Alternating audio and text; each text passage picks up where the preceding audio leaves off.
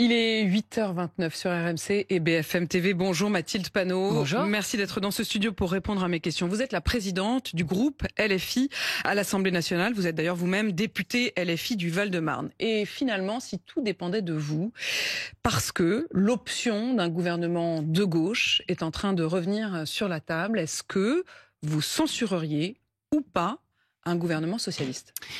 Alors je n'y crois pas, Madame Apolline de Malherbe, et je vais expliquer pourquoi. Tout le monde fait comme s'il ne s'était rien passé depuis un an. Si depuis un an, nous n'avions pas un président de la République qui avait non seulement violé le résultat des urnes, mais qui en plus de cela avait brutalisé la démocratie et le peuple français, qui a nommé et a choisi de nommer comme ministre de l'Intérieur celui qui s'inspire de l'extrême droite et qui l'a laissé pendant plus d'un mois et demi faire les relations avec un pays étranger, vous parlez de Bruno l'Algérie. Bruno Retailleau. Là, vous êtes en train de me dérouler. Maintenant, nous expliquer que ce même président... J'ai bien compris, vous n'y croyez pas. Mais il y en a beaucoup qui y croient.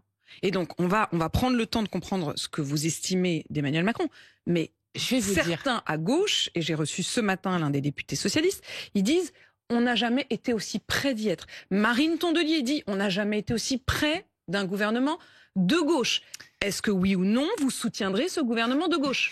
Nous avons dit que nous censurons tout gouvernement qui continuerait une politique macroniste, qui obtiendrait quelques miettes par-ci par-là, et que donc, du coup, puisque le Parti socialiste dit qu'il ne veut pas gouverner avec nous, la question est, avec qui souhaite-t-il gouverner ? Moi, je vais vous dire, je ne crois pas que Emmanuel Macron puisse nommer un gouvernement de gauche, en tout cas pas sur un programme de rupture, et j'observe qu'en ce moment, Monsieur Faure discute avec Gabriel Attal, donc, en ce moment, à ce stade, demander une cohabitation avec le président de la République, c'est non seulement sauver Emmanuel Macron alors qu'il est lâché de toutes parts, mais aussi faire perdre du temps au pays. Vous êtes en train de dire que les socialistes font ça pour sauver Emmanuel Macron ? Je crois que ceux qui ont peur du retour devant les urnes, et nous demandons le départ d'Emmanuel Macron, veulent continuer d'une manière ou d'une autre une politique macroniste. Et c'est ce qu'on observe ces derniers temps. Et je crois que lorsque vous avez 73% des Français qui demandent le départ du président de la République, lorsque vous avez y compris des anciens premiers ministres macronistes qui eux aussi disent qu'Emmanuel Macron doit partir, je crois qu'Emmanuel Macron est un cas désespéré. Vous avez bien compris, Mathilde Panot, et vous êtes évidemment plus au fait encore que moi des règles de l'Assemblée nationale, que ce que vous êtes en train de dire ce matin est en train de tuer dans l'œuf toute possibilité pour le Parti socialiste d'obtenir éventuellement Matignon. Parce que en entendant, et si Emmanuel Macron est en train de nous écouter ce matin, ce qui est fort probable, en entendant vos mots, il comprend que vous censureriez un gouvernement socialiste. Je n'ai jamais dit ça, Madame de Malherbe. Parce qu'il travaillerait éventuellement, ou que vous ne vous interdisez pas de censurer un gouvernement socialiste. Mais écoutez, nous avons des convictions. Nous avons été élus avec un mandat du peuple. Il ne prendrait pas ce risque. Et de ce fait, s'il y a une alliance de bric et de brac qui se ferait d'une quelconque manière pour continuer la politique macroniste, nous ne participerons pas à un sauvetage d'Emmanuel Macron. Est-ce que c'est clair ? Ça, c'est Je n'ai pas clair. dit que nous censurions un gouvernement qui serait uniquement composé des socialistes, des communistes et des écologistes. À ce moment-là, nous verrions ce qui se fait. Mais il n'y a qu'à voir les mathématiques. Il n'y a qu'à voir les mathématiques. C'est impossible. Et d'ailleurs, ce dont nous parlons ce matin, qui est la suspension de la réforme des retraites, montre bien que nous ne sommes pas sur le programme du nouveau Front populaire, qui est l'abrogation de la réforme de la retraite. Très précis, très précis. Mathilde Panot, vous venez de dire, en gros, s'il y a un gouvernement qui n'est composé que de socialistes, écologistes, communistes, on soutiendra. Enfin, en tout cas, on ne censurera pas. On ne censurera pas a priori. Par contre, attendez, moi je veux savoir sur quel programme ils veulent gouverner. Déjà des prochains jours. Hein. Si on commence à se projeter sur 6 mois, oui, mais vous nous demandez de donner des chèques en blanc à des gens qui sont en train de discuter avec Gabriel Attal. Je vais vous dire, nous sommes très clairs. Nous respectons le mandat qui nous a été donné par nos électeurs et nos électrices. Et la question qui est posée aujourd'hui n'est pas celui d'un énième gouvernement. Je rappelle que le dernier gouvernement, le Cornu, a duré moins de 14 heures. Et que nous ne pouvons pas continuer éternellement dans la même situation où les gouvernements tombent les uns après les autres et où nous réclamons des miettes à un camp qui est en décomposition. Nous avons été élus pour faire une politique de rupture avec la Macronie, je le rappelle. Et donc, ce qui se joue, c'est le départ du président de la République. Et c'est pourquoi nous demandons sa destitution. Je suis très examinée au bureau ce matin. Très attentive à chacun de vos mots. On va parler de cette motion de destitution que vous défendez ce matin. On va parler évidemment de la réforme des retraites. Vous avez dit 2 choses. Plusieurs d'ailleurs, mais au moins une. Nous censurerions tout gouvernement qui ne serait pas dans la rupture. 2, vous avez dit, nous voulons le programme du Nouveau Front Populaire, tout le programme du Nouveau Front Populaire. Suspension ou abrogation, c'est évidemment pas la même chose, on y vient. Vous avez dit, si il y avait un gouvernement avec uniquement socialistes, communistes, écologistes, nous ne censurerions pas a priori. Ça veut dire que si un gouvernement se met en place avec malgré tout une partie de l'aile gauche des macronistes, dans ce cas-là, c'est non. Mais vous savez, la politique de science-fiction qui a été faite depuis des mois, où on nous expliquait que François Bayrou allait tenir jusqu'en 2027, où on nous expliquait que la solution Le Cornu était celle qui allait permettre, là aussi, à la Macronie de continuer une politique de malheur dont plus personne ne veut dans le pays. La réalité ne ressemble à rien de tout cela. Et donc, je vais vous dire, la Macronie est en train d'essayer de gagner du temps, car le compte à rebours pour le départ d'Emmanuel Macron est lancé. Et quand vous voyez, à la fois dans son propre camp, mais aussi un peu partout, le mot d'ordre de départ du président de la République. Et nous sommes magnanimes, nous lui proposons soit de démissionner, soit d'être destitué. Nous lui laissons le choix. Mais c'est ça qui est en question aujourd'hui. Car tout le monde comprend qu'on ne peut pas continuer dans cette situation où un homme seul décide contre tout un peuple. Olivier Faure, Premier ministre, vous êtes pas à 100... Vous ne dites pas ce matin, je censure pas. Mais vous savez, Olivier Faure est en train de discuter avec la Macronie. C'est ce qui apparaît chez l'ensemble de vos collègues qui regardent la vie politique. Il aurait discuté, effectivement, et engagé des discussions avec Gabriel Attal. Donc, je vais vous dire, si le PS continue de céder à l'ère du temps qui est la détestation et la haine de la gauche radicale en espérant récolter les fruits, eh bien les fruits, nous les voyons par exemple dans le Tarn-et-Garonne. Dans le Tarn-et-Garonne, où il y a une législative anticipée, où M. Retailleau appelle à faire barrage contre la candidate il dit aucune voix du pour la gauche. Parti socialiste.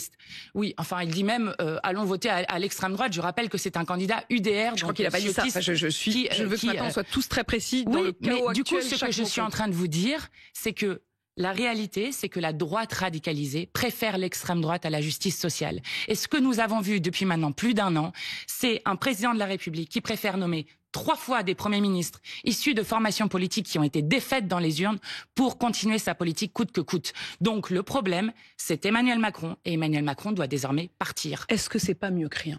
C'est-à-dire, est-ce qu'avoir un Olivier Faure, qui est quand même, je le rappelle, votre ancien partenaire, vous avez été aux élections législatives ensemble, vous vous êtes présentés devant les Français, unis avec les mêmes bannières, les mêmes affiches, les mêmes slogans. Un Olivier Faure Premier ministre aujourd'hui, ça vous apparaît pas malgré tout comme une meilleure manière qu'autre... C'est-à-dire, vous vous dites pas, malgré tout, c'est mieux que rien ?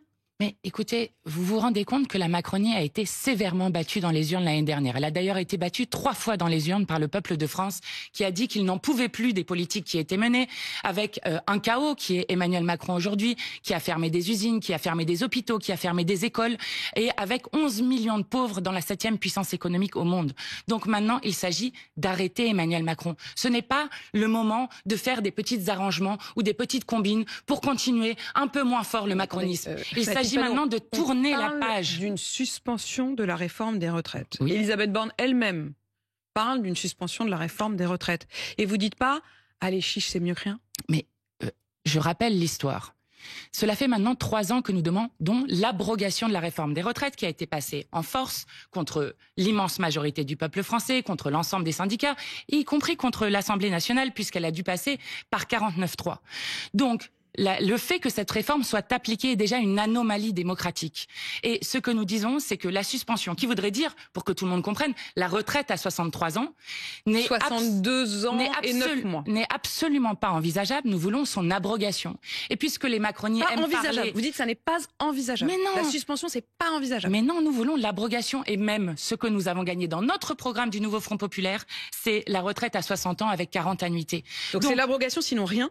Mais bien sûr. Mais bien sûr, et puisque les macronies aiment qu'ils soient disruptifs, eh ben je leur propose d'être disruptifs en laissant l'Assemblée nationale voter, ce qu'ils n'ont pas laissé faire l'année dernière, et cela ferait longtemps que la réforme des retraites aurait été abrogée, et même d'être encore plus disruptifs en respectant le résultat des urnes et le résultat du vote des Français. Vous assumez, Mathilde Panot, de retourner devant vos électeurs ensuite, dans vos circonscriptions, en disant « Nous avons fait capoter un gouvernement qui aurait permis de suspendre la réforme des retraites ». Mais personne ne croit Personne ne croit un seul instant encore en Emmanuel Macron. Rappelez-vous le conclave qui devait lui aussi permettre peut-être d'abroger la réforme des retraites, de la suspendre ou de je ne sais quoi. Tout le monde a compris l'arnaque de ce qu'était ce conclave. Donc personne ne croit plus en Emmanuel Macron. Et je répète, quand 73% des Français souhaitent le départ du président de la République, qui est aujourd'hui le problème, alors il doit partir. Et ensuite, ce que nous proposons est une issue positive pour le pays. Ensuite, dans des élections présidentielles, les Français trancheront entre les grandes options qui sont offertes au pays. Je me souviens parfaitement du soir des législatives à 8h02, lorsque Jean-Luc Mélenchon avait pris la parole et qu'il avait à ce moment-là justement dit « nous avons gagné, mais nous avons un programme » et il avait dit « il faudra le programme du Nouveau Front Populaire, rien que le programme du Nouveau Front Populaire, tout le programme du Nouveau Front Populaire ». Est-ce que vous êtes toujours sur cette ligne ou est-ce que vous vous dites certains morceaux, une partie, ce serait déjà bien? Alors, nous avons dit, pour être exact, pour compléter ce que vous venez de dire, qui est tout à fait exact, nous avons dit que les compromis dans une démocratie se faisaient avec l'Assemblée nationale, qui vote ensuite les textes de loi qui sont proposés par un gouvernement qui aurait pu être Nouveau Front Populaire si Emmanuel Macron avait respecté le résultat des urnes, et que donc c'était à cet endroit-là qu'on construisait les compromis. Mais je veux quand même vous alerter sur quelque chose, Madame de Malherbe. Cela fait plus d'un an que le camp qui a perdu les élections législatives qu'il avait lui-même provoquées, applique le programme, tout le programme, rien que le programme, d'un programme qui a été pourtant largement battu dans les urnes et qui a utilisé l'ensemble des outils antidémocratiques, 49.3, 49.2, vote bloqué, pour faire passer en force des mesures dont plus personne ne voulait. Donc, moi, je veux bien que maintenant on nous fasse des leçons de compromis, mais dans une démocratie, le Premier ministre se présente avec un vote de confiance devant l'Assemblée nationale et ensuite les compromis se construisent à l'Assemblée nationale. Je vais vous poser la question de la motion de destitution que vous portez justement devant l'Assemblée tout à l'heure, mais je vais quand même au bout de cette logique quasi mathématique. Si, on a bien compris, s'il y avait vraiment que écolos, communistes, socialistes dans le gouvernement et pas un seul macroniste avec qui ils auraient trouvé, ou même Lyotte avec qui ils auraient trouvé un accord, dans ce cas-là, vous lui laisserez une chance. Si à l'inverse, pour constituer ce gouvernement, il allait chercher des membres de Lyotte ou des membres du camp macroniste ou de la société civile, est-ce que dans ce cas-là, vous iriez jusqu'à censurer un gouvernement fort ou est-ce que simplement vous vous abstiendriez? Mais écoutez, nous sommes en train de parler de quelque chose qui n'arrivera jamais. La seule manière pour Olivier Faure ou je ne sais qui d'être nommé comme Premier ministre, c'est de se contenter des miettes d'un pouvoir qui est en décomposition, où du coup il n'abrogerait pas la réforme de la retraite, il n'augmenterait pas le SMIC dans ce pays, il ne remettrait pas de l'argent dans les services publics. Donc nous sommes des opposants politiques aux macronistes, nous sommes fidèles au mandat qui nous a été donné par les électeurs et les électrices, et donc nous censurons lorsqu'il y aura une continuité de la politique macroniste, fidèle à ce que nous a donné comme mandat le peuple de France. Est-ce que vous demandez ce matin aux socialistes de lâcher l'affaire, d'arrêter de s'accrocher, d'arrêter d'essayer?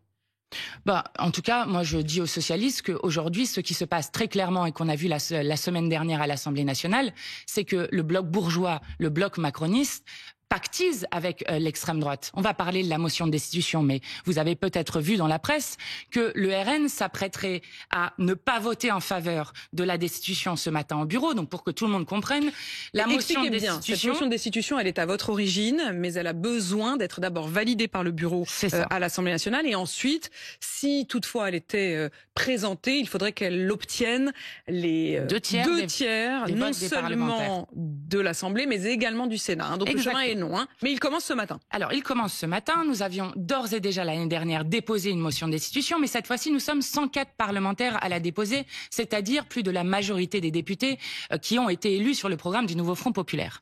Donc, nous sommes 104 parlementaires. Cela doit passer l'étape du bureau. Au bureau, on ne demande pas aux gens, membres du bureau, aux députés, d'être d'accord ou pas d'accord avec la destitution. On leur demande de pouvoir l'examiner. Et dans un moment aussi grave, aussi inédit politiquement que celui que nous sommes en train de vivre, nous avons besoin que chacun et chacune puisse se positionner. Donc chaque formation politique va être face à ses responsabilités. Et lorsque j'entends que le RN ne voterait pas en faveur de la motion de destitution, je rappelle que déjà, il y a un an, c'est Marine Le Pen qui a empêché d'avoir une discussion et un vote en hémicycle sur la destitution du président de la République. Et donc, je dis... Vous soupçonnez quoi? Eh bien, ce sont des hypocrites. ce sont des hypocrites. Alors peut-être est-ce le deal qu'ils ont passé avec les macronistes concernant les petits postes qu'ils ont eus à l'Assemblée nationale la semaine dernière. Mais en tout cas, on voit bien que comme d'habitude, l'extrême droite est l'assurance vie du système et va participer, s'il vote vraiment cela, à un sauvetage d'Emmanuel Macron. Vous avez donc peu d'espoir que votre motion de destitution soit adoptée aujourd'hui. Nous verrons, mais quand j'entends par exemple que Édouard Philippe est favorable à une présidentielle anticipée, j'allais vous le dire, vous avez un nouvel allié. Il peut le formaliser par ses députés à l'Assemblée nationale. Donc je n'ai pas peu d'espoir, je mène le combat et je rappelle que nous pouvons déposer des motions de destitution, autant de motions de destitution que possible et que nécessaire. Vous invitez les députés Horizon à être cohérents avec ce que disait Édouard Philippe et donc à permettre que cette motion de destitution soit examinée. J'invite tout le monde à comprendre qu'aujourd'hui, le blocage, et tout le monde le comprend dans le pays, vient d'un homme seul qui décide contre tout un peuple. Donc nous avons un problème avec l'hyper-présidentialisme d'Emmanuel Macron, qui doit donc partir pour pouvoir aider le pays à sortir par le haut de l'impasse dans lequel il a plongé le pays. Et je le dis aussi, nous sommes toujours, et plus que jamais, les partisans de la 6e République, de la Constituante, du référendum d'initiative citoyenne, parce que par exemple, si nous avions déjà le référendum révocatoire dans le pays, il y a fort longtemps qu'Emmanuel Macron serait parti. C'est qui la gauche, Mathilde Panot? Eh bien, c'est ceux qui restent fidèles au programme du nouveau Front populaire. Et je le dis vraiment avec une force et une conviction très forte. Je crois que seule la gauche de rupture peut empêcher l'extrême droite d'arriver au pouvoir. Donc ceux qui feront des arrangements d'une manière ou d'une autre pour sauver Emmanuel Macron seront balayés par l'histoire. Donc ceux qui restent fidèles au programme du nouveau Front populaire et à la parole donnée devant les électeurs. Ça veut donc dire qu'à vos yeux, et les mots de Jean-Luc Mélenchon hier ont été très forts, à propos du Parti socialiste, en gros il disait « not in my name », pas en mon nom, il ne représente plus la gauche. Est-ce que le Parti socialiste aujourd'hui, à vos yeux, peut se qualifier de gauche? Mais écoutez, il y a un an, nous défendions ensemble, vous l'avez dit, à la fois un programme, une candidate commune à Matignon, qui était Lucie Castet. J'ai quand même du mal à comprendre que vous auriez voulu une Lucie Castet et si vous aviez un Olivier Faure, vous lui dites non, je vois pas pourquoi. Écoutez, il s'est passé un an depuis. Déjà, vous avez remarqué qu'Olivier Faure s'est autoproclamé tout seul candidat à Matignon. Pas seulement lui, mais enfin il dit s'il nous appelle, on est là. La deuxième chose, c'est qu'aujourd'hui, vous avez un Parti socialiste qui a abandonné le programme du nouveau Front populaire. Donc, pourquoi faisons-nous de la politique? Nous faisons de la politique parce que ce programme répond à des besoins des gens. Il répond à des besoins avec des milliers d'enfants qui se trouvent à la rue, avec des milliers d'enfants sans solution de scolarisation parce qu'il manque d'accompagnatrices d'élèves en situation de handicap à qui on n'a jamais donné un statut dans ce pays. Est-ce qu'ils sont de gauche? Est-ce que les socialistes aujourd'hui sont de gauche? Mais c'est à eux de le déterminer. Mais est-ce que vous estimez qu'ils sont encore de gauche? Lorsqu'ils continuent de pactiser avec la Macronie, lorsqu'ils refusent par 6 fois de censurer le gouvernement Bayrou, alors je crois qu'ils abandonnent la gauche. C'est donc la rupture ou rien? Et je vais vous dire donc la rupture ou rien ce matin, c'est ça ce que vous nous dites, Mathilde Panot? Oui, la rupture ou rien, oui, je n'ai aucun problème à dire ça. Et quand je vous dis qu'ils font perdre du temps au pays, si les socialistes, comme les communistes, les ultramarins, les écologistes et les insoumis avaient censuré dès le premier jour le gouvernement Bayrou, nous aurions gagné 8 mois pour le pays. Donc il s'agit de cela. Nous sommes face à des urgences absolues. La misère augmente dans ce pays de manière démentielle. Nous avons encore franchi une énième limite planétaire sur la question du dérèglement climatique. La guerre menace. Vous croyez vraiment qu'on va continuer à perdre du temps avec un président qui, coûte que coûte, veut continuer sa politique? Donc le nœud se trouve aujourd'hui à l'Élysée. Le problème n'est pas l'Assemblée, le problème n'est pas les citoyens, le problème c'est l'Élysée et Emmanuel Macron, et donc il doit partir. Merci Mathilde Panot, présidente du groupe LFI à l'Assemblée nationale, d'avoir répondu à mes questions.